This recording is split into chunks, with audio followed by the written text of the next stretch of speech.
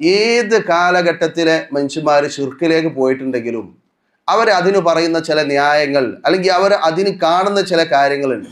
അള്ളാഹ്ക്ക് പുറമെ ആരെ വിളിച്ചു പ്രാർത്ഥിക്കുകയാണെങ്കിലും, അള്ളാഹ്ക്ക് പുറമെ ആരോട് സഹായം തേടുകയാണെങ്കിലും, ആ സഹായം തേടപ്പെടുന്ന വ്യക്തി ഞങ്ങൾക്ക് ഉപകാരം ചെയ്യൂ, ഉപദ്രവം ചെയ്യും. അതൊരു പക്ഷേ സ്വന്തമായ നിലക്കായിരിക്കാം, അതല്ലെങ്കിൽ അള്ളാഹുവിൻ്റെ സഹായത്താലായിരിക്കാം, അള്ളാഹുവിൽ ശുപാർശ പറഞ്ഞിട്ടോ മറ്റോ ആയിരിക്കും. അതിനെ പൂർണ്ണമായി നിരാകരിക്കുന്ന ഒരു വചനമാണ് സൂറത്ത് സബയിലെ ഈ വചനം. ഖുൽ ഉദ്ഉൽ ലദീന സഅംതും മിൻ ദൂനില്ലാഹ് ലാ യംലികൂന മിസ്ഖാല ദർറത്തിൻ ഫിസ് സമാവാതി വലാ ഫിൽ അർദ്. അള്ളാഹ്ക്ക് പുറമെ വിളിച്ചു പ്രാർത്ഥിക്കുന്ന ആളുകളെ പറ്റി അള്ളാഹ് പറഞ്ഞത് ഒന്ന്, ലാ യംലികൂന മിസ്ഖാല ദർറത്തിൻ ഫിസ് സമാവാതി വലാ ഫിൽ അർദ്.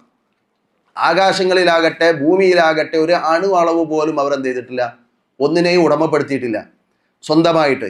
എന്നിട്ട് അള്ളാഹ് വീണ്ടും പറഞ്ഞു വമാ ലഹും ഫീഹിമാ മിൻ ശിർക്ക്. ഇനി അതിലെന്തെങ്കിലും ഒരു പങ്ക് സ്വന്തമായിട്ടില്ല, എന്നാൽ അതിലെന്തെങ്കിലും പങ്കുണ്ടോ? ഇല്ല. വമാ ലഹു മിൻഹും മിൻ ദഹീർ. എന്നാൽ പങ്ക് വേണ്ട, അള്ളാഹ്ക്ക് ഏതെങ്കിലും തരത്തിൽ അവരെന്തേ സഹായം നൽകിയിട്ടുണ്ടോ? അതുമില്ല. സ്വന്തമായിട്ടുമില്ല, പങ്കായിട്ടുമില്ല, സഹായമായിട്ടുമില്ല. ഇനി അതുമല്ല, പിന്നെ ഇതൊന്നും ഇല്ല എന്ന് പറഞ്ഞാൽ വാദിക്കെന്താ? എന്നാലും അള്ളാഹിന്റെ അടുത്ത് ശുപാർശ പറഞ്ഞിട്ട് നമുക്ക് വാങ്ങിത്തരുന്നതാണ്.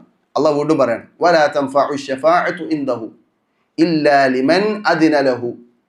അള്ളാഹ് ആർക്കാണോ അനുമതി നൽകുന്നത് അവന് വേണ്ടി മാത്രമേ എന്ത് ചെയ്യാൻ പറ്റുള്ളൂ, ശുപാർശ പറയാനും പറ്റുള്ളൂ. ശുപാർശ പറയാനും അനുമതി കിട്ടണം, ശുപാർശ പറയപ്പെടാനും അയാൾക്ക് എന്ത് ചെയ്യണം, അയാളെ പറ്റി അനുമതി കൊടുക്കണം. അപ്പോൾ ആർക്ക് വേണ്ടിയാണ് ശുപാർശ പറയപ്പെടുന്നത്?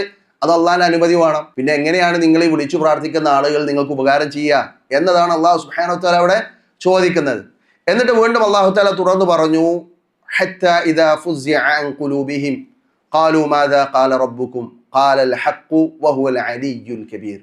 ഈ കാര്യങ്ങൾ പറഞ്ഞിട്ട് അവിടെയും അള്ളാഹുവിന്റെ നാമമായി എടുത്തു പറഞ്ഞത് ഏതാണ്? അൽ അലിയ്യു അൽ കബീർ.